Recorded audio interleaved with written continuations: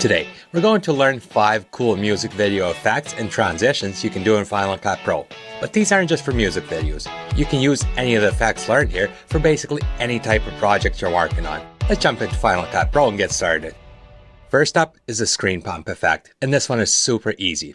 What you'll want to do is skim your clip in the timeline, find the frame where you want to add the effect, and press M on your keyboard to add a marker there. Press the left arrow key 2 times to go back 2 frames, and select the transform tool. Add a keyframe here. Move your playhead back to the marker, head up to the video inspector, and increase the scale of your clip to about 120%. Move 2 more frames ahead, and change the scale all value back to 100%. Now, for this effect to look even better, try adding a bit of motion blur. Select your clip in the timeline, and press Ctrl V to show your keyframes. Move your playhead back to the first keyframe, open the effects browser, and select the blurs category. Grab the zoom blur effect and add it to your clip. With the playhead on your first marker, move the center of this effect to the focal point of your clip and bring the amount slider all the way down to 0. Add a keyframe here to the amount slider. Move your playhead to the second keyframe and bring the amount slider all the way up. Move your playhead to the last keyframe and bring the amount back down to 0. Repeat these steps as many times as you need and render out your clip for this cool effect. Next up is the strobe effect. Normally, you'd achieve this with lights when filming, but you can also do this in post. Add an adjustment layer above your timeline, and with the adjustment layer selected, head up to the video inspector and select the color inspector. Bring up the overall exposure of your clip to make it nice and bright. And if you need to, adjust the shadows and highlights to add more contrast to your clip. Press B on your keyboard to switch to the blade tool, zoom in on your timeline, and blade your adjustment layer on every frame. Do this for as long as you want the strobe effect to last. Press A to switch back to the select tool, and if necessary, delete the remainder of your adjustment layer. Hold down the command key and click on every second segment of your adjustment layer to select them. Delete all your selected clips for this cool strobe effect. Our next effect is actually a custom transition, more specifically a camera whip transition. This is an awesome way to add some dynamic movement to a boring cut. First, what you'll want to do is zoom out on your viewer window until you have some blank space around your clip. Set your playhead at the start of your first clip, make sure the clip is selected, and click on the transform button. In the video inspector, change the scale all value to about 120%, and move your clip until the wireframe is almost touching one of the edges or corners. Add a keyframe here to your transform parameters. Move your playhead to the end of this clip and back 1 frame so you're still seeing the first clip in the viewer, and use the on-screen controls to move it to the opposite side or corner. This makes your clip move from point A to point B. Now, to add a whip to this movement, hold down the command key and click and drag the end keyframe until the handle touches the first keyframe. From the effects browser, grab the directional blur effect and add it to your clip. Move your playhead about 10 frames before the end of your clip. Adjust the direction of this effect to match your movement. Bring the mouse slider all the way down to 0 and add a keyframe. Move your playhead to the end of this clip and bring the blur amount all the way up. Here's our result.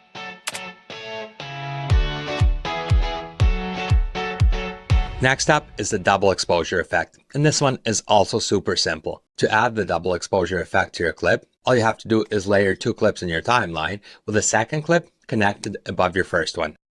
Select the top clip in your timeline and head up to the video inspector. Open the blend mode drop-down menu and, depending on your clips, select one of the options other than normal. Try out a few different options and see what looks best with your clips. In my example, the multiply blend mode looks really good, but yours might be different. And as always, I save the best for last. This last effect I learned from Kyler Holland, and he calls it the fadeaway effect. For this, you'll want a clip with movement, and even though it's not necessary, a clip shot at a higher frame rate will look quite a bit better. Skim your clip, and with the skimmer at the start of the movement, press Command B to blade your clip. Move your playhead about 10 to 15 frames ahead, and blade your clip again. Select the middle segment, hold down the Option key, and drag up to make a copy of it. Do this 2 more times to make 3 copies of this clip.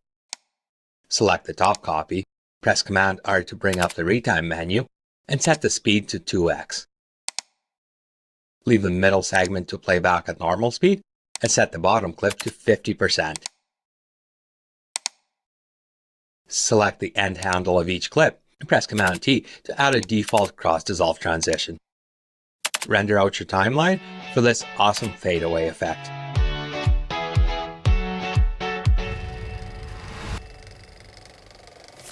Today, we're going to learn how to make custom transitions in Final Cut Pro. You don't need to buy and download any expensive plugins. You don't even need motion. All you will need for this is an adjustment layer, which you can easily make yourself or download for free. If you need one, I'll leave a link in the video description to my website where you can download one at no charge. Let's jump into Final Cut Pro and get started. First example we'll take a look at today is a simple spin transition. With the two clips you want to transition between in your timeline, open your Titles and Generators browser and locate your adjustment layer. Add this adjustment layer above your clips and ripple trim it to about 20 frames in length.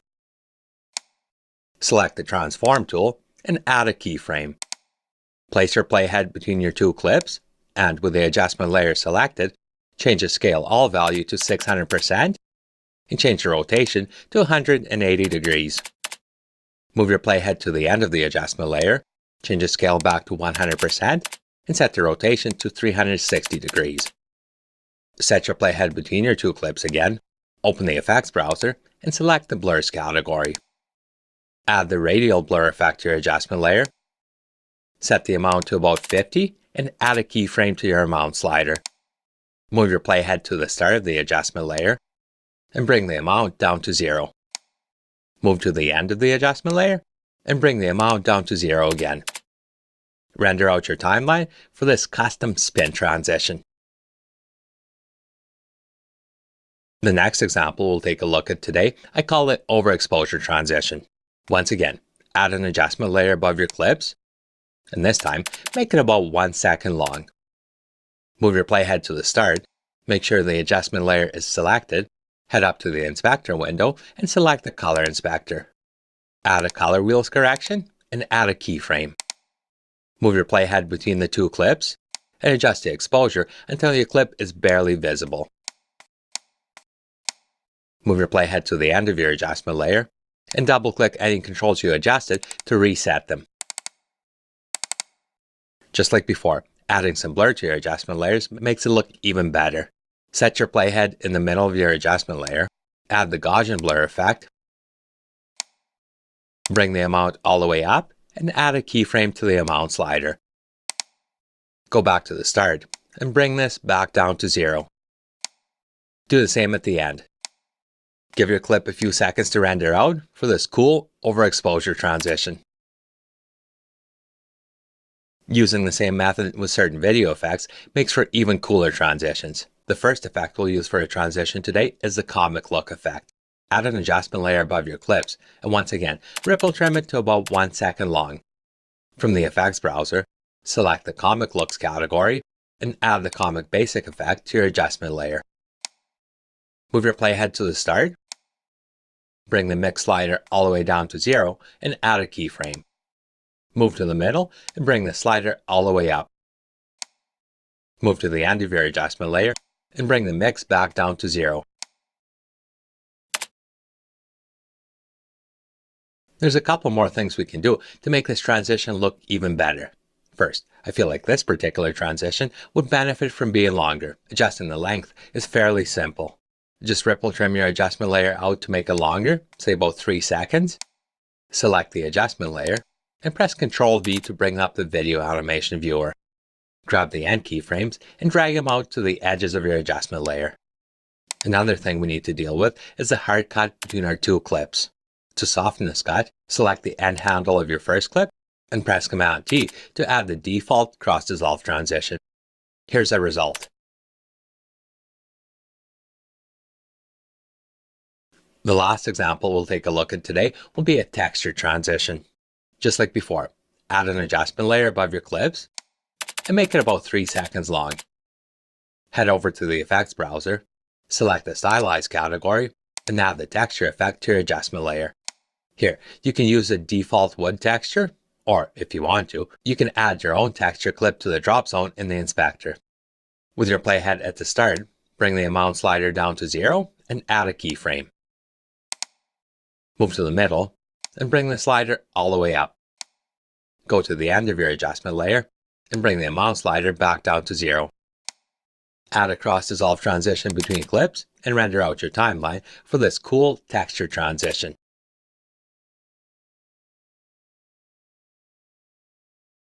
You can use this method basically with every effect in Final Cut Pro, giving you quite a few more transition options. Try it out and see what you can come up with.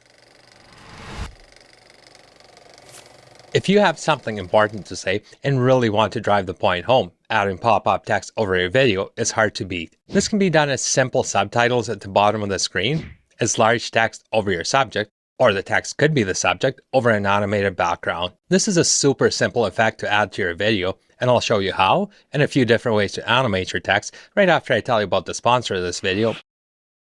Now let's jump into Final Cut Pro and get started. First, let's take a look at timing your text to the voice in your clip. Down in our timeline, we have the clip from the intro of this video. First thing we'll want to do is switch our clip view to audio waveforms and turn on audio skimming by making sure this icon here is selected. Set your playhead at the start of the waveform and press Ctrl T to add a basic title. In the text inspector, replace the default text, select your font and make it nice and big. Go back to your timeline, make sure your playhead is over your title clip, and press Shift-Command-A to deselect any of the selected clips. Now, in the viewer window, if you hover over the text, a white text box pops up. Click anywhere inside this box and drag your text using the snap guides to help you get it perfectly centered. Skim your timeline to just where the next word starts, select the title clip, and press Command-B to blade it. Select the second title clip, and in the text inspector, replace the text. Because we're using the same title and just cutting it up, the position, size, font, and any other parameters you adjusted stay consistent for all your text. Repeat these steps as many times as necessary for the simple pop-on text animation. If you have something important to say and really want to drive the point home, for the next part, let's have the whole title on screen and animate it on one word at a time. There's a couple ways of doing this, either by using a custom title, or if you want it timed perfectly to your speech, by using a draw mask. First, let's take a look at the easy way of doing this with a custom title. Move your playhead to where the waveform starts, go up to the Titles and Generators browser, and select the Built-in Out category. Locate the custom title and add it above your clip. Choose your font and text size, and type out your text. Center your text in the viewer window, and go to the Titles Inspector. With a custom title, you get a ton of parameters for animated text in and out. But for our example, all we'll need to do is bring the opacity slider all the way down to 0 and change the unit size to word. Also, bring the in spread slider all the way down to 0. These settings will make the whole title pop on screen one word at a time like this. And really want to drive the point home, adding pop-up text over your video is hard to beat. As far as titles go, the custom title included with Final Cut Pro is one of the most underrated tools, and most people don't even know about it. My friend Dylan Bates has an awesome tutorial on this topic. Today, I'm going to show you a title that's built into Final Cut Pro with so many features, you won't even know what to do with all of them. I'll link it in the description below. Check it out after you're done watching this video. The custom title method is easy, but it's almost impossible to get the timing perfect. A more accurate way of doing this is by using a draw mask. Add a basic title above your clip. Replace the text. Adjust your title's appearance and center it in the frame. Also, to make our text stand out more, let's add an animated background under our text. Press Command 5 to open the effects browser, select the masks category, and add a draw mask to your title clip.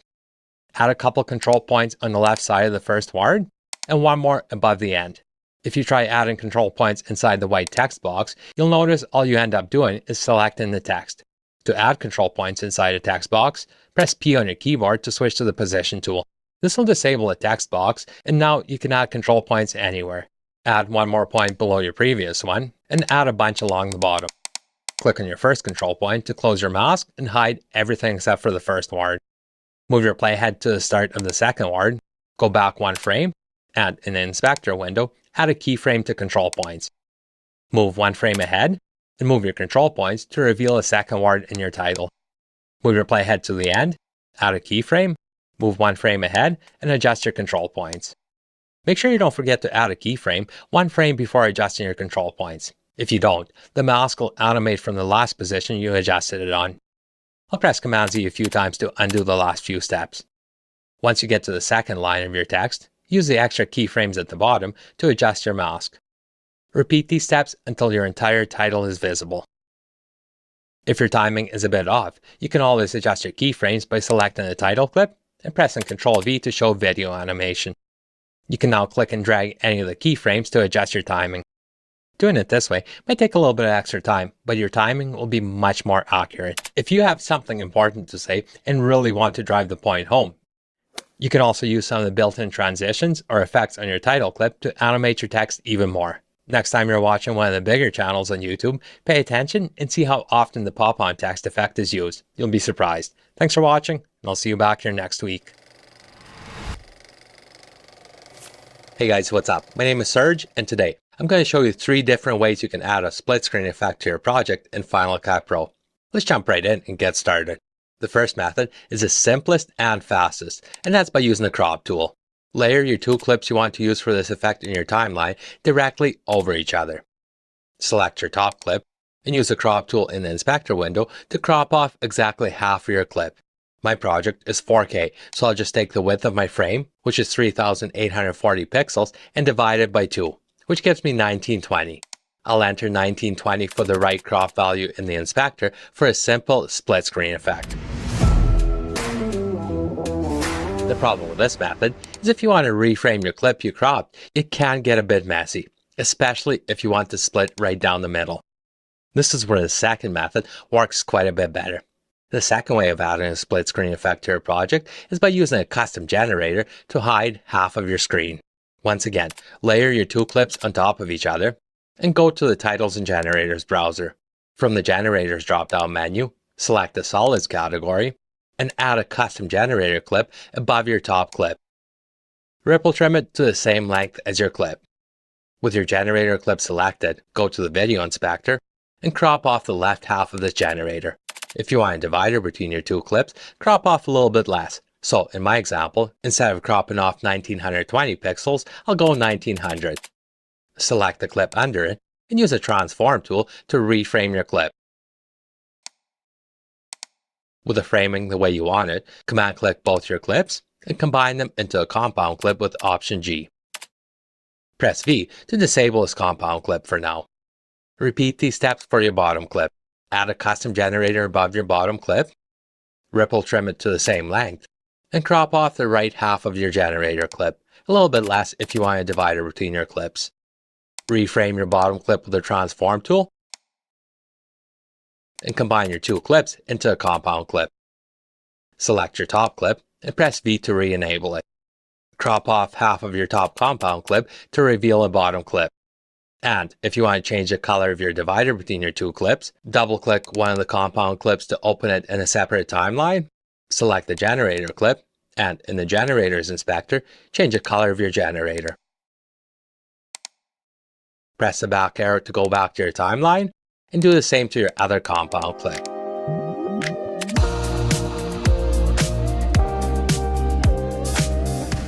The third method we'll learn today is the most versatile and my favorite way of adding a split screen effect, and that's by using an adjustment layer and a mask. The last 2 methods are great for a horizontal or a vertical split screen effect, but using a draw mask will allow us to split our clips at an angle or even add a shape to our split between our 2 clips. Layer the clips in your timeline, select the top clip, and press V to disable it for now. Add an adjustment layer above your bottom clip. Press Command 5 to open the effects browser, select the Masks category, and add a draw mask to your adjustment layer. Add 4 control points to your mask, making a rectangle or a square. Go to the Video Inspector, open the Transforms drop-down in your mask parameters, and reset the position X and Y to 0 to center your mask. Zoom out on your viewer window, and readjust the control points to roughly outline your split. If we turn on the horizon overlay, as you can see, the split is just off center. To make it perfectly centered, open the control points drop down and make sure 0.1 and 0.4 X values are the same number, with 0.4 being a negative. So let's make 0.1 400 and 0.4 negative 400. Well here, let's tidy up the rest of the control points to bring them right to the edges. For a 4K clip, all our Y position values need to be half of our resolution, which is 1080. Enter positive numbers for control points 1 and 2, and negatives for 3 and 4. Change your X values for points 2 and 3 to 1920 for a perfectly symmetrical split. Use the transform tool to reframe your bottom clip. Select your top clip and press V to re-enable it. Grab your adjustment layer, hold down the Option key and drag up to make a copy of it and place it above your top clip. Go to the inspector window and invert your mask to show the other side. Use the transform tool to reframe your top clip. Combine each clip and the adjustment layer above it into compound clips. To add a divider between your clips, select the top compound clip and move it over to the left by about 20 pixels. Select the bottom clip and move it to the right by the same amount. Add a custom generator below your timeline and select a color for your divider for a diagonal split screen effect. If you enjoyed this video, do me a favor and share it with someone else who might like it. Thanks for watching, and I'll see you back here next week. What if I told you there's an add-on tool for Final Cut Pro that gives you almost infinite possibilities? I mean, this tool is so useful, I'm honestly surprised it's not built right into Final Cut Pro. Now, what if I told you you could easily make this tool yourself, or download it completely free from a number of places on the internet? Do I have your attention yet? The tool I'm talking about, as some of you may have guessed already, is an adjustment layer. And today, I'm going to show you my top 5 uses for adjustment layers in Final Cut Pro. First, let's briefly take a look at what an adjustment layer is. And it's really simple. An adjustment layer is a title preset that, when you initially add it above your timeline, does nothing. But any adjustments you make to this adjustment layer directly affect everything that's under it. Let me show you what you can do with it. The first and most common use for adjustment layers is applying a color grade or an effect to multiple clips. Down on my timeline, I have a mini project I want to add a color grade to. Instead of adding a color grade directly to my clips, I'll add an adjustment layer above my timeline, make sure it's selected, and apply my color grade to the adjustment layer. I'm going to make it fairly drastic for demo purposes. I'll also maybe add a film grain effect to my adjustment layer. Now, if I take this adjustment layer and ripple trim it out over my entire project, my color grade and any effects I apply to my adjustment layer are transferred over to my entire project. Much faster than doing this to every clip individually. Next use for an adjustment layer I want to talk about today is adding a letterbox effect to your project. Add an adjustment layer above your clip, press Command 5 to open the effects browser, and search for the letterbox effect. Add this effect to your adjustment layer clip, and in the inspector, select your aspect ratio for a sweet cinematic letterbox look. Now, you're probably thinking, why can't you just add this effect to your clip?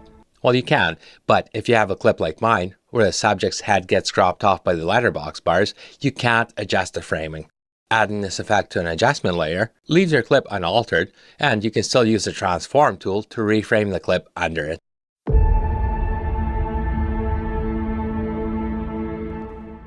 Number 3 is adding custom transitions between your clips. Using an adjustment layer above your clips allows you to take a number of built-in Final Cut Pro effects and turn them into custom transitions. Add an adjustment layer above your clips, and from the effects browser, select the effect you want to use for your transition. Add this effect to your adjustment layer. Place your playhead between your clips, and with the adjustment layer selected, in the inspector, bring the amount slider all the way up. Add a keyframe to the amount slider. Go back about 1 second, and bring the amount slider all the way down. Move your playhead about 1 second into your second clip, and once again, bring the amount slider all the way down to 0. Add a cross dissolve to your clips under the adjustment layer for your own custom transition. Use number 4 for an adjustment layer in Final Cut Pro is the picture-in-picture effect.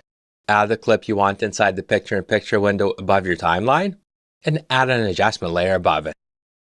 Ripple trim the adjustment layer so it's the same length as your clip. Go to the effects browser, select the masks category, and add a shape mask to your adjustment layer. Adjust the mask shape and position it where you want your picture-in-picture window. Use the transform tool on the clip under your adjustment layer to reframe it inside the picture-in-picture window. Now, since an adjustment layer affects every clip under it, the mask was also applied to the bottom clip. To only affect a certain clip with an adjustment layer, simply make a compound clip. Select the adjustment layer clip and the clip you want inside your picture-in-picture window and combine them into a compound clip with Option G. This reveals your bottom clip for a simple picture-in-picture effect. Now, the benefit of using an adjustment layer for this is if you need to reframe or even replace a clip inside your picture-in-picture window, you don't have to start over. Just double-click on the compound clip to open it in a separate timeline and reframe or replace your clip under the adjustment layer. Press the back arrow to go back to your timeline and your new clip is placed, properly framed inside your picture-in-picture window. And, as always, I save the best for last. My top use for an adjustment layer in Final Cut Pro is making custom split screens. Let me show you how you can make a cool vertical 3-screen split effect. Layer your 3 clips in the timeline and disable the top 2 to see your bottom clip. Add an adjustment layer above your bottom clip and add a shape mask to this adjustment layer. Resize your mask so it takes up about 1/3 of the screen, maybe a bit less. Select your middle clip and press V to re-enable it. Grab your adjustment layer, hold down the Option key, and drag up to make a copy of it. In the video inspector, move the mask over to the left third of your frame by entering -1280 for position X value. Use the transform tool to reframe your clip inside this window. Repeat the same steps for your top clip. Select it, V to re-enable it, make a copy of your adjustment layer, and enter +1280 to move the shape mask over to the right side of your screen. Once again, use the transform tool to reframe your clip. Select each clip and the adjustment layer directly above it and combine them into compound clips to reveal the clips below them. In just a few easy steps, you have this cool 3-screen vertical split effect. There's a ton more you can do with adjustment layers. I'll leave a few links in my video description for other awesome uses for adjustment layers in Final Cut Pro. And if you don't have one yet, go to the Motion VFX website where you can download one completely free. While there, check out some of the other awesome plugins they have. Thanks for watching, and I'll see you back here next week. Hey guys, what's up? My name is Serge, and today I'm going to show you how you can add cool handwritten titles and even mark up your video like this. Now, to do this, you're going to need an iPad, an Apple Pencil, and a drawing app. Personally, I use Procreate, but there's quite a few other options out there for this. A lot of them are even free. First, let's take a look at how to add a simple, handwritten title without any animation. And this is really simple. Open your drawing app on your iPad and make a new canvas. Select your brush type and color, and disable the background to make it transparent. Use your Apple Pencil, or if you don't have on your finger, to write out your title. Share this canvas as a PNG file and airdrop it to your Mac. Import this file into Final Cut Pro, add it above your timeline, and use the transform tool to resize and reposition your text. In just a few easy steps, you have this cool, custom handwritten title, nice and easy. Next, let's make another one, but this time animated on, so it looks like it's being written on screen. Make another new canvas, and this time, set your background to black. Select your brush type, and make sure the color of this brush is set to white. Swipe down from the top right corner of your iPad screen to open up Control Center and start a screen recording. Take your time and carefully write out your title. You have to write out your entire title in one step, so if you make a mistake or don't like what it looks like, undo your steps and start over. Once done, let it sit for a second or two and stop your screen recording. Go to your Photos app and airdrop the screen recording file to your Mac. Import this into Final Cut Pro. Skim your clip in the media browser, and with your skimmer at the start of the animation, press I to set the end point. Skim to the end of the animation and press O to set the out point. Add this clip above your timeline. First thing we need to do is crop off the app controls around the edges. Set your playhead where your title is finished and use the crop tool to crop off the edges. To remove the black background, select your title clip, head up to the video inspector, and change the blend mode to screen. Next, we need to retime our clip to animate it on faster.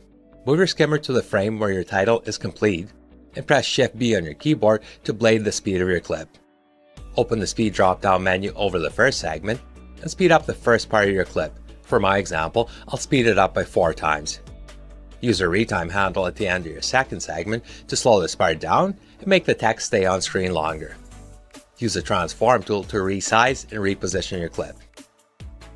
If you want to change the color of your text, go to the Titles and Generators browser and find the custom generator. Add this generator under your text clip and change the color of it to what you want your text color to be.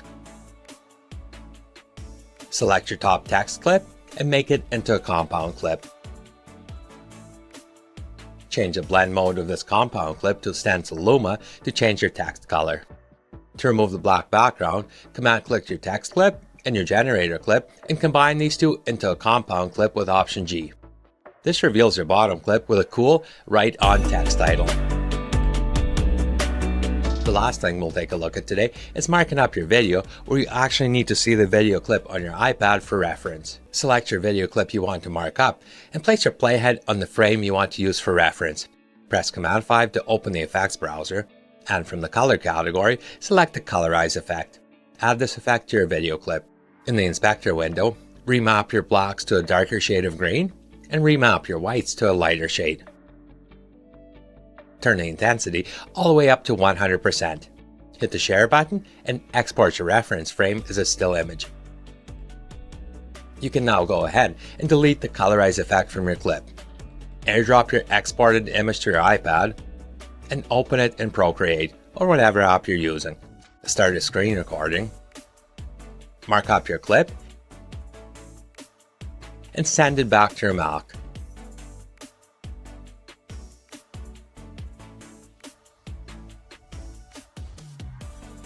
Import this clip into Final Cut Pro. Add your marked up clip above your timeline, turn down the opacity so you can see the clip under it, and use the transform tool to match the framing of your original clip. Bring the opacity back up to 100% and use the crop tool to crop off any controls from your app that are still visible. We can now use the keyer tool to remove the green background in your top clip. Add it to your clip, switch to matte view, and refine your keyer by sampling any area that isn't completely black. Switch back to composite view and, if necessary, retime your clip to speed up your animation.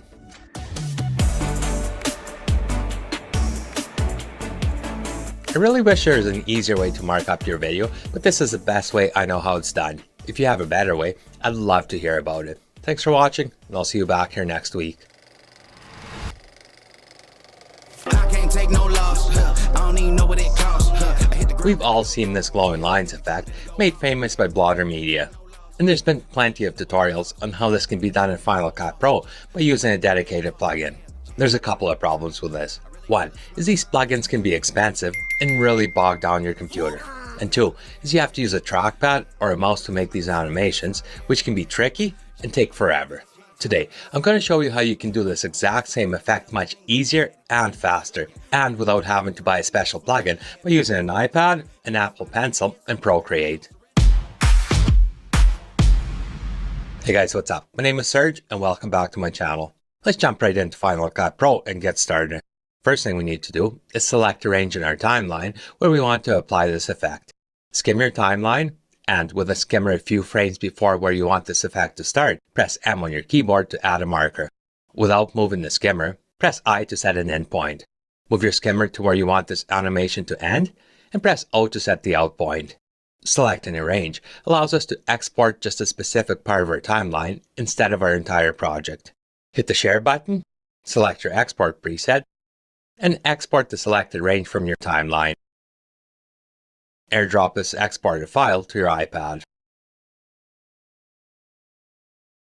Open up Procreate, and in the top right corner, tap on Photo to open up your Photos library. Select the clip you just exported from Final Cut Pro and click Use to import this video clip as an image sequence into Procreate. Tap the brush selection tool and pick the type of brush you want to use for this effect. The one I like to use is called Light Pen, and you can find it in the Luminance category. Select it and tap on it one more time to open up brush preferences. To make your brush strokes nice and smooth, select Stabilization, set the stabilization amount to about 50 and motion filtering to about 20. Also, to make sure your strokes are a consistent width, select Apple Pencil and set the pressure size to 0. Select your brush color and the size of your brush and tap on the first frame where you want to start your animation. We now have to animate our clip frame by frame. We'll start out with just a couple lines at the bottom and make them move up. Move to your next frame and redraw your lines from before, and this time extend them out a bit further. Select the next frame and extend your lines out even more. We'll keep going until our first animation is complete, then reverse the order to animate our lines out. And because each frame will only be visible for a fraction of a second in our finished video, these lines don't have to be perfect. Honestly, if the placement changes slightly from frame to frame, in my opinion, it just makes the finished result look better. Let's scroll back to the start of the sequence and tap play to see what this looks like. Repeat these steps for the rest of your clip, adding as few or as many animations as you want. Having to do this frame by frame does take time, but trust me, this is way faster than trying to do it with a mouse or a trackpad. Once you're done, go back to your gallery,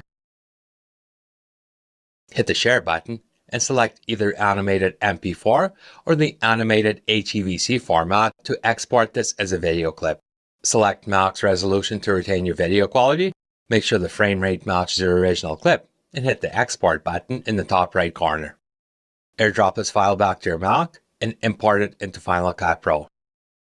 Add this clip above your timeline, making sure to line up the start of this clip with the marker you set earlier for this cool effect. If you enjoyed this video and you haven't yet, make sure to check out the rest of my channel for more tutorials just like this one. Today, we'll learn 3 easy color effects you can use in your next project, including the RGB blur effect, the Sin City effect, and the color change effect.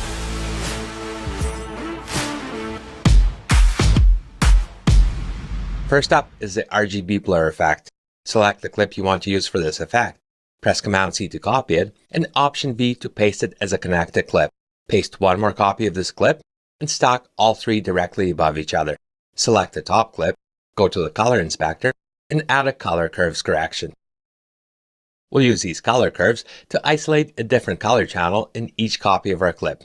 We'll start off with a red color channel. To isolate it, remove all the green and blue light from your clip by dragging down the highlight control points all the way down in the green and blue color curves. Deselect the Preserve Luma checkbox, and all that's left in your clip is the red color channel. Press V to disable this clip for now. In the clip under it, we'll do the same thing and isolate the green channel. Add a color curves correction, bring down the red and the blue curves, and deselect Preserve Luma. Repeat these steps on the bottom clip, isolating the blue channel. Re-enable your top 2 clips, and change the blend mode on both to Add. This gets us back to where we started, but with each color channel separated. To get the RGB blur effect, all we need to do is offset the start of each clip by a few frames. So let's move the middle clip 2 frames to the right, and the top clip 4 frames. Here's our finished effect. Next up is the Sin City effect, and this is where you desaturate all the colors in your clip except for one.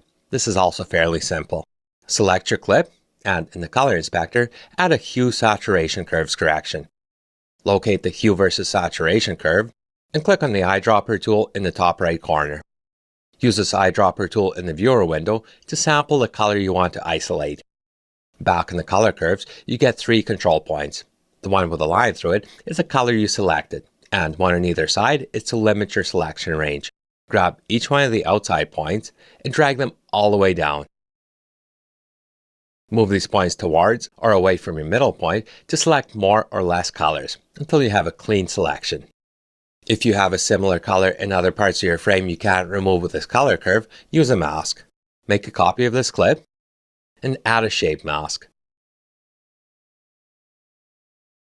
Resize and place this mask over the color you want to isolate, and if there's movement in your clip, add a keyframe to your transform parameters. Go through your clip and manually track your mask.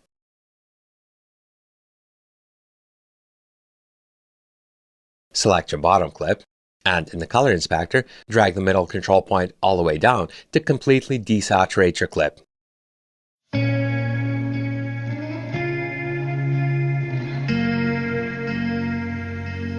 The last effect we'll take a look at today is a color change effect, and this is where you select a specific color in your video and change it to something completely different. Select the clip you want to use for this effect, head up to the color inspector, and add a hue saturation curves correction.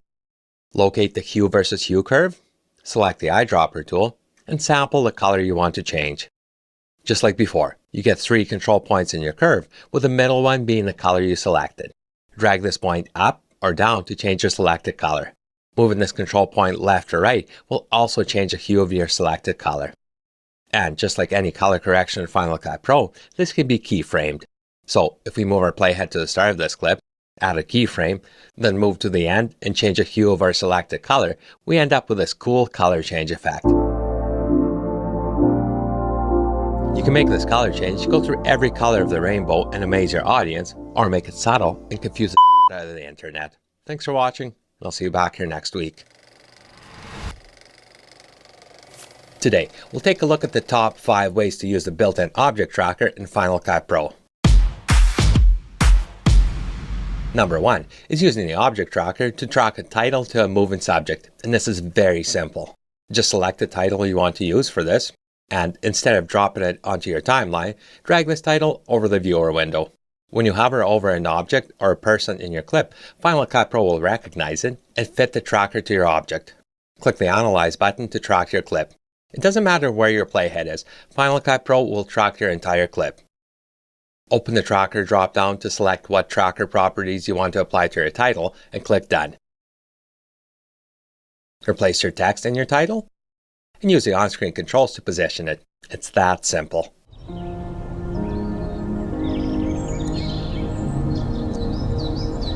Number 2 is censoring a moving subject, and this is also super simple. Open your effects browser and select the effect you want to use to censor your clip. Don't use the censor effect because it doesn't work with a tracker, but you can use any of the blur effects, or what I like using is the pixelate effect. Grab this effect and drag it over the viewer window. For my example, I want to censor one of the faces in my clip, so I'll move my tracker over it until Final Cut Pro recognizes it as a face. Click Analyze to track your clip. Once your track is finished, select the Shape tab and adjust the size and feather of your mask. Go to the Inspector window and adjust the amount of pixelation. If we play back our clip, this effect moves perfectly with our subject. Number 3 is using the object tracker to highlight or point out a subject. I'll use it to add an arrow to point out this lady in the crowd. This time, instead of dragging the effect onto our viewer window, we'll track this clip manually. Select the clip in your timeline, and in the Inspector window, scroll all the way down to Trackers. Click the plus button, and adjust the tracking grid in your viewer. We'll make this nice and small, but at the same time, large enough to track her face. For common objects like a face to get the best track, we'll switch the tracking method to machine learning. This way, you let Final Cut Pro know you're tracking a face, so even if it gets obstructed for a few frames, we should still get a good track. Click the Analyze button to track your clip. Next, let's add an arrow and add the tracking data to it from our clip to follow our subject. The arrow I'm using for this example is from Motion VFX's M-Frame 3 plugin. I'll add this above my timeline, adjust the appearance, and point it towards my subject.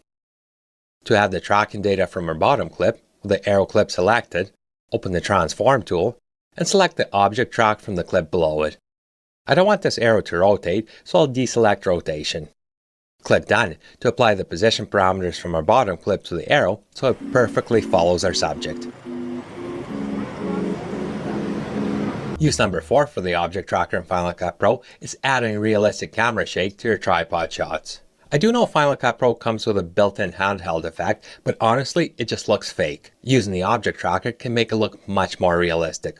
What you'll need to do is take your camera and film a handheld shot of a simple subject. For best results, make sure it's in focus and has good contrast. Import this clip into Final Cut Pro and add it above your clip. Add a tracker. Select an area you want to track, and this time use the point cloud tracking method. This tracks individual pixels, and as long as there's nothing obstructing your tracking area, this will give you a much more accurate track. Analyze this clip, and in the inspector, rename the track. Move your clip under your timeline, select your top clip, and open up the transform tool. From the tracker drop-down menu, select your track, click done, and scale up your original clip to fill a frame.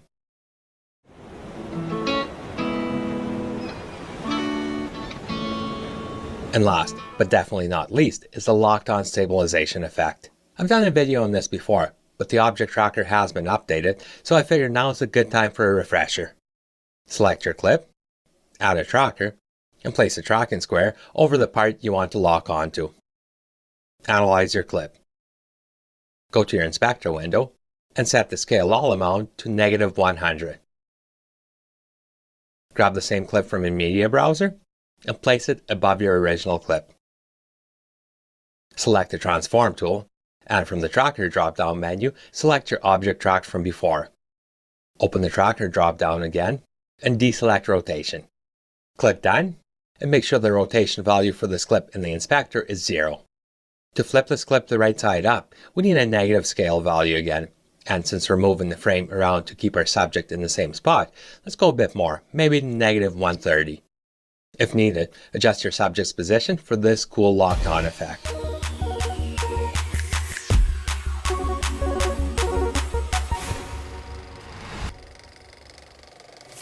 This is the Insta360 X3, and it's probably one of the funnest cameras I've ever used. It records 360-degree video, and it comes with a mobile app that lets you easily edit your clips for cool shots like this. You can do a ton of fun stuff with this little camera in your phone, but it can also be a very useful tool for B-roll, allowing you to shoot first and reframe later, so you never have to worry about missing the shot. And while the Insta360 app is great for editing short clips, if you want to use the footage from this camera as part of your next project, you need a little bit more control. Fortunately, with just a couple simple steps, you can fully edit Insta360 videos in Final Cut Pro. Before you can import and edit your Insta360 footage in Final Cut Pro, your media needs to be formatted for equirectangular projection. For this, you'll need the Insta360 Studio app. Import your clips from your memory card into the Insta360 Studio. Select the clips you want to stitch together and hit the Export button. In the next window, you want to select Export 360 Video and pick your export format. H.264 and H.265 formats will give you smaller file sizes, but if you select ProRes, you'll export an uncompressed video file that will edit much smoother in Final Cut Pro. We'll also leave flow state stabilization selected, and make sure all the other options are disabled. Hit the Start Export button to export your clips and import them into Final Cut Pro. Here, you have a couple options. You can make a 360 VR project, or you can make a conventional HD project and reframe your clips. Let's try that. I'll press Command N to make a new project, give it a name, and select 1080p HD. Let's grab our first clip and drop it down into our timeline. By default, when you add an equirectangular clip to a conventional timeline, your field of view is set to 90 degrees and the camera is pointed forward. First, go to the video inspector, and in the orientation section, select your mapping type. Normal gives you a more traditional look with less distortion and allows up to 133-degree field of view. If you select Tiny Planet, the entire 360-degree sphere is mapped onto a flat plane for a Tiny Planet look. This is actually the mapping I prefer to use most of the time. Just gives you an option for a wider shot if you need one. With our clip selected, let's frame our first shot. First, use a field of view slider to set your field of view. To change the framing of your shot, you have a couple options. You can use the orientation controls in the inspector, or you can use the on-screen controls. To use the on-screen controls, open the Transform drop-down menu and select Orientation.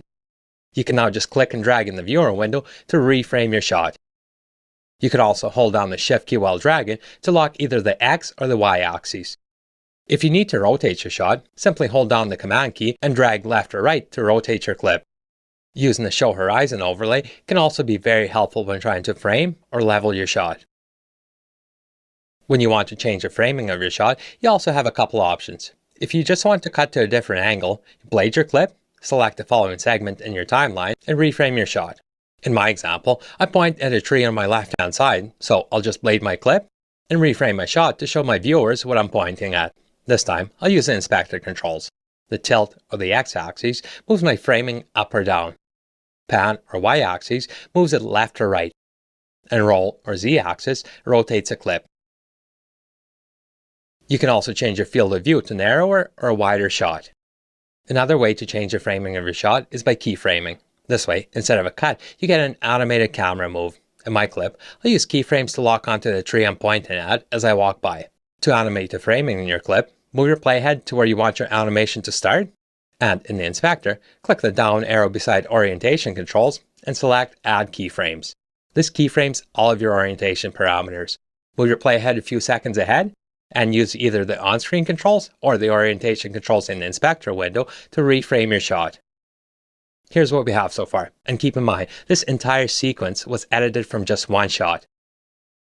Let's keep going. To go back to the first angle, blade the clip in your timeline again, and this time, instead of adjusting our framing manually, we can just copy and paste attributes from our first shot. Select the first clip in your timeline, and press Command-C to copy it. Next, select the clip you want to mount your framing on, and press Shift-Command-V to paste attributes. In the pop-up window, make sure the orientation parameters are selected and click Paste.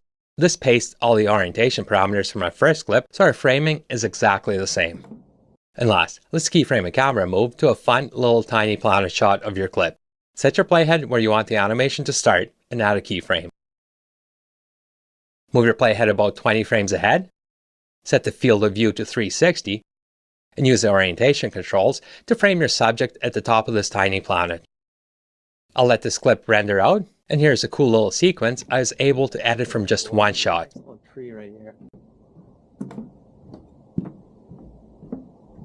The Insta360 X3 is an amazing tool, and there's so much you can do with it. I have a feeling this little camera is getting a permanent spot in my camera bag. Thanks for watching. I'll see you back here next week. Hey guys, what's up? My name is Serge, and today we're going to learn how to add the rapid photo slideshow effect to your project. All this can be done using the tools included with Final Cut Pro, with no need to download or install any plugins. Let's jump right in and get started. Command click all the still images you want to use for this in your media browser and add them to your timeline. Press Command A to select all your clips and Control D to set the clip duration. Let's make each still image about 10 frames long, so type in 1, 0 and press Enter. With all your clips selected, hold down the Option key and drag up to duplicate all your clips. Press V to disable your top clips for now. Select all the clips in the bottom row again, and in the Video Inspector, scroll down to Spatial Conform and change this to fill your video frame. Select your first clip, press Command 5 to open the Effects browser, and from the Blurs category, select the Gaussian Blur effect. Add this to your clip, and if necessary, adjust the blur amount. Now, we need to apply this effect to all the other clips. Instead of doing this one by one, we can just copy and paste the attributes from our first clip. Press Command-C to copy your clip, select your second clip, hold down the Shift key, and click on the last clip to select everything in between. Press Shift-Command-V to paste attributes, and in the pop-up window, deselect everything except for the blur effect. Click Paste to apply it to all your clips. This will be our background for our slideshow. Select your top row of clips, and press V to re-enable them. Select your first clip, and in the Video Inspector, change the Scale All value to 90%. Go to your Effects browser, and search for the Simple Border effect. Add this to your clip, and change the border color to white. Next, back in the Effects browser, search for the Drop Shadow effect. Add this to your clip, and adjust the angle and opacity of your drop shadow. Let's press Command C to copy this clip and paste the effects applied to this clip to all the other clips. Select the remaining clips in your top row. Press Shift Command V to paste attributes. Make sure Simple Border, Drop Shadow, and the Transform values are selected, and click Paste. To layer our images, we need to ripple trim our clips out to the end of the bottom row. Your timeline will get pretty tall here, so I find it helps to switch a timeline view to labels only. Grab the end handle of your first clip and ripple trim it out to the end. Repeat this for the rest of your clips. Let's also change the rotation of all these clips to make our pile a bit messy. Select your first clip and change your rotation value by just a little bit, maybe about 3 degrees. Select your next clip and change your rotation to a different value, maybe -1. Repeat this for the rest of your clips, making the rotation value slightly different for each clip. A little bit goes a long ways here, so I wouldn't go much more than 3 degrees either way, and try to alternate positive and negative values. Next, let's animate our images into the slideshow. Select the start of your first clip, go to the Transitions browser, and from the Movement category, select the Spin transition. Add this to the start of your first clip, and ripple trim it until it's about 5 frames long. Select this transition, press Command C to copy it, and paste it at the start of every clip above. A few more steps to make this look even better. First, let's ripple trim out the first bottom clip for a small pause before our slideshow. Also, to keep the finished pile on screen for a bit, ripple trim out the last clip by about a second, and all the clips on top of it to match it. Go back to your bottom row and add a cross dissolve between the first 2 clips. Make the duration of this transition about 5 frames. Copy it and paste it between the rest of your clips. To make our slideshow flow smoother, we need to line up the transitions between our bottom clips with the top transitions. If we try to make our first clip longer, it just moves all the clips with it and messes with our timing. Now, this is one of the very few times I'm going to recommend using a different method of editing. And trust me when I say this, I don't take this lightly. Matthew O'Brien is going to be pissed about this. He's using the gap clip method. He's a traitor and deserves no respect. Select all your clips in the bottom row and press Option Command up arrow to lift them out of your primary timeline. This adds a gap clip in our timeline with everything above it connected to this gap clip, so we can move our clips without moving everything that's connected to them. Hover over the end of your first transition until you see a film strip icon, and ripple trim this out until all your transitions line up. To finish off our slideshow, let's add a camera shutter effect at the start of every image. Render out your timeline for this rapid photo slideshow effect.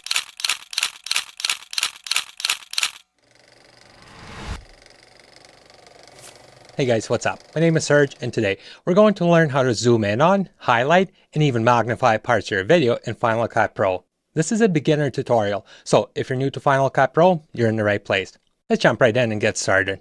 The simplest way to zoom in on a video is by using the Transform tool and adding a jump cut to the part you want to zoom in on. All you have to do is skim your timeline, find where you want to add your jump cut, and blade your clip with a keyboard shortcut Command B. Move your playhead to where you want to go back to your original framing, and blade your clip again. Select your middle clip, and at the bottom of your viewer window, select the Transform tool. Use either the on-screen controls or the transform controls in the video inspector to zoom in on and reframe your clip. With just a couple simple easy steps, you have this simple, zoomed in jump cut to help direct your viewer's attention.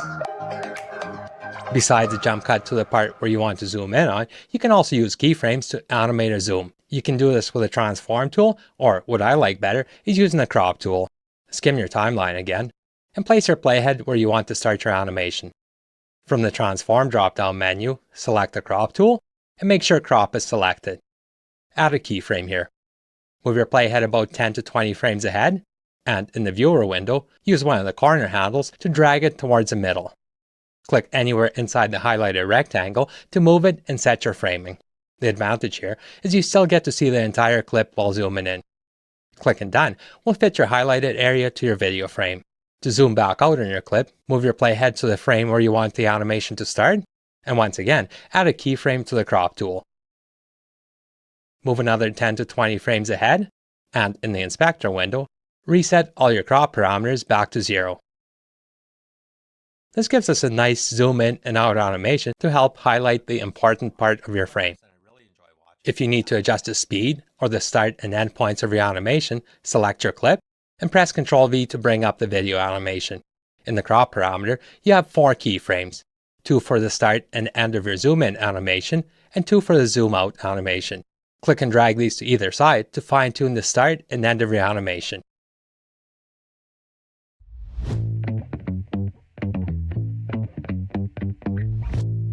Next, let's take a look at how to highlight a specific part of your frame. If the part you want to highlight stays in the same part of your frame and doesn't move much, this is super simple. Select your clip, hold down the Option key, and drag up to duplicate your clip. Press Command 5 to open the effects browser, select the Masks category, and add a shape mask to your top clip. Use the white handle in the middle to place this mask over the part of your frame you want to highlight, and use the green handles to adjust the shape of your mask. You can also click and drag on the outside ring to adjust the amount of feathering. Select your bottom clip, go to the Color Inspector, select the Exposure tab, and drag down on the Global Exposure pack to bring down the overall exposure of your bottom clip. The part of your top clip inside the mask isn't affected by this, so you get this highlight effect. If you want this effect to fade in and out, move your playhead to where you want your fade to end, and add a keyframe to your color correction. Go back about 10 to 15 frames, and double-click on your exposure pack to reset the value. To fade this out, move your playhead to where you want your fade to start, and add a keyframe to your color correction. Move your playhead about 10 to 15 frames ahead, and once again, double-click on your exposure pack to reset your color correction. This gives you this nice fade in and out highlight effect. We can also highlight a moving subject in our video, but this requires a different method. Let's highlight the snowboarder in our next clip. Go to your effects browser, select the color category, and grab the color board effect. Drag this into your viewer window over the part you want to highlight until Final Cut Pro recognizes it as an object. Adjust the tracking grid and place it over a small part of your subject that has good contrast. Picking a small area will usually give you a better track. Click Analyze to track your clip. Open the Tracker drop-down menu, select the Offset from Tracker behavior, and deselect Rotation and Scale. Go to the Shape tab, and adjust the shape over your subject. To fade this effect in and out, place your playhead on the frame where you want your subject highlighted, go to the Color Inspector, select the area outside your mask, bring down the overall exposure, and add a keyframe. Go back about 10 to 15 frames, and double-click on the exposure pack to reset it. Move your playhead to where you want this effect to fade out, and add a keyframe. Move the playhead ahead about 10 to 15 frames, and double-click on the exposure pack to reset your color correction. If we play back our clip, as you can see, the highlight effect is tracked perfectly to our subject. To magnify a specific part in your video frame, select your clip, hold down the Option key, and drag up to make a copy of it. With the top clip selected, bring up the Crop tool, and make sure Trim is selected. Use the Trim tool to select the part you want to magnify. Switch to the Transform tool, and use either the on-screen controls or the transform controls in the video inspector to scale up the crop part of your image and position it in the video frame. Next, go to the effects browser and search for the drop shadow effect. Add this to your clip and adjust it to how you want this effect to look. To animate this, once again, move your playhead to where you want the start animation to end, add a keyframe to the transform parameters you adjusted, and your drop shadow opacity. Move your playhead back about 10 frames, bring the drop shadow opacity slider all the way down to 0, reset your position values back to 0, and set the scale all amount to 100%. Do the same at the end. Render out your clip for this cool effect.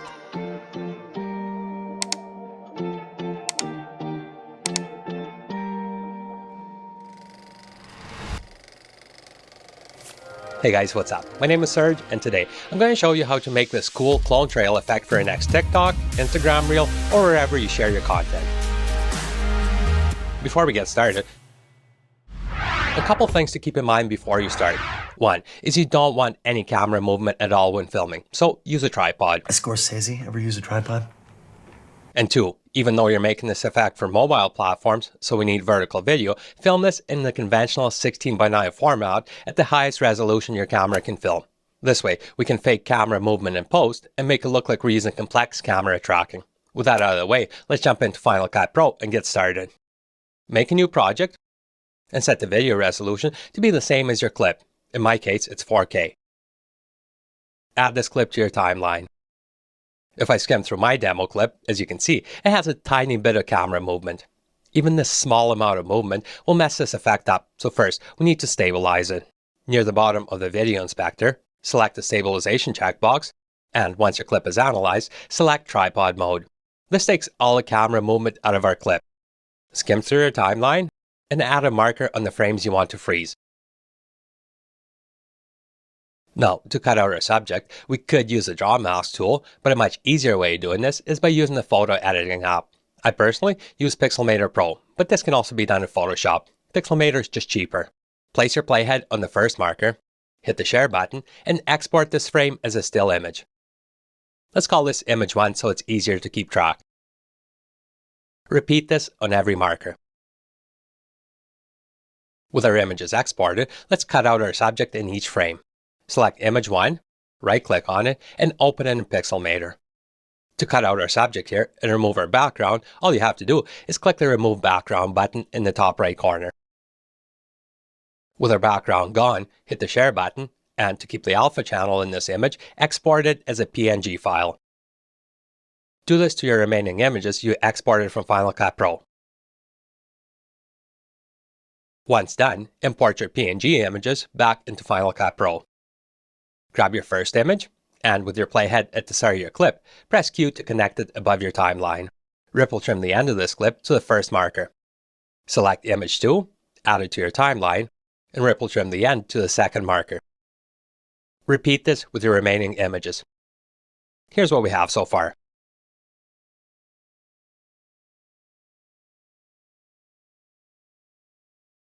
Now, to share this clip to a mobile platform, we need to convert it to vertical. Press Command A to select all your clips and combine them into a compound clip with Option G. Go to your media browser, select your project, right-click on it, and select Duplicate Project As. In the pop-up window, change your video format to vertical, select your resolution, and make sure to check the Smart Conform checkbox. This reframes our clip to fill out the full video frame, and Final Cut Pro tries to frame it to focus on the action. As you can see in this case, we need to fine-tune it a bit. With your clip selected, open the Transform tool, and click this little window button in the top right corner to show your entire image. Move your playhead to where your subject and the still image are lined up, reframe your clip, and add a keyframe to the transform parameters. Move to the end of your next still image, and reframe your clip again to center your subject. Do this to all your still frames. Before closing your transform tool in the viewer window, right-click on each control point and change the movement from smooth to linear. Click Done to close your transform tool, add some background music, and share this clip to your favorite social media platform.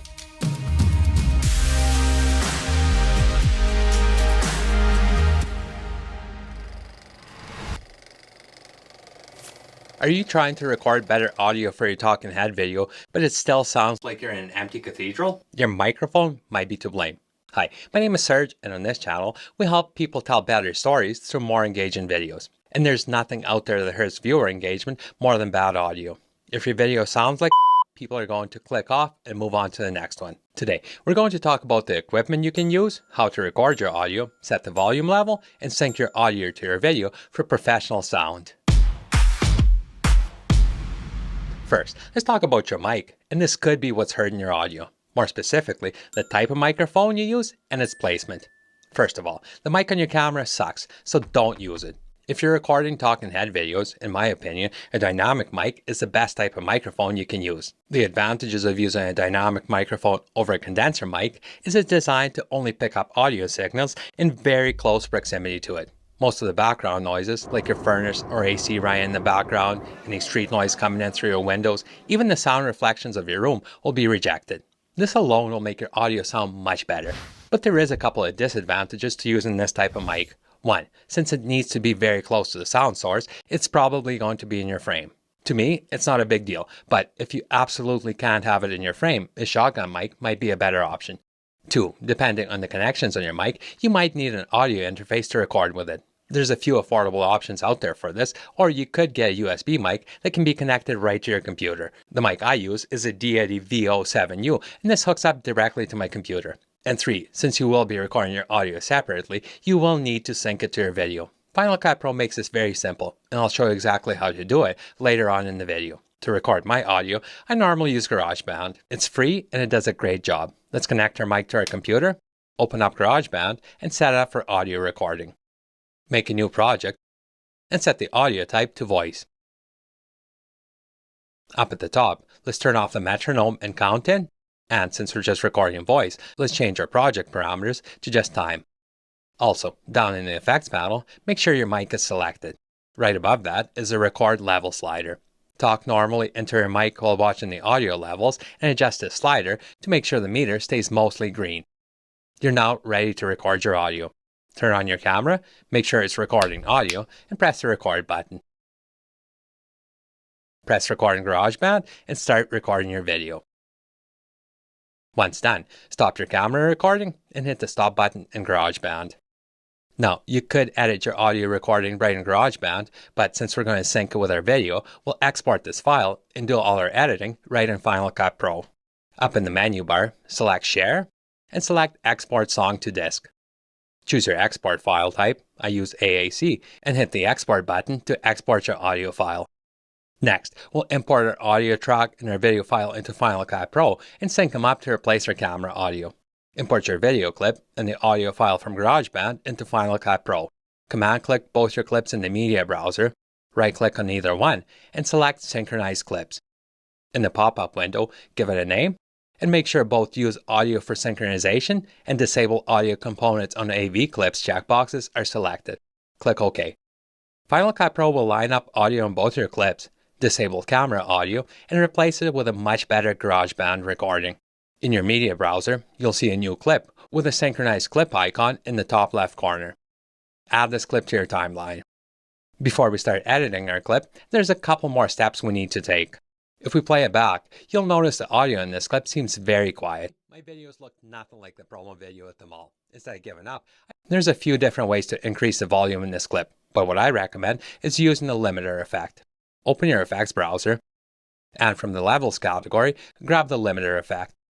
Add this to your clip. Go to the audio inspector and open the limiter effect user interface. Set the output level to -3 decibels.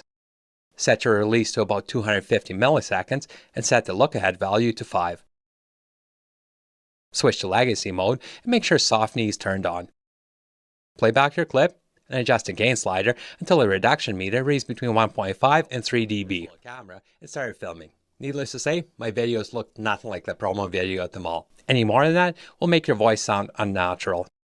And last, even though your recording already sounds great, you might still have a tiny bit of background noise. To remove this, go back to your audio inspector and select the voice isolation checkbox. A little bit goes a long ways here, so drop the amount down to about 20 or 30%. Here's what our camera audio sounded like. Tell me if this has ever happened to you. You have a killer idea for a video, and here's the same clip with audio from our mic. Tell me if this has ever happened to you. You have a killer idea for a video. If you want to learn more about improving audio in your project, I put together a short playlist you can watch here, and I'll link it in the description below. Thanks for watching. I'll see you back here next week.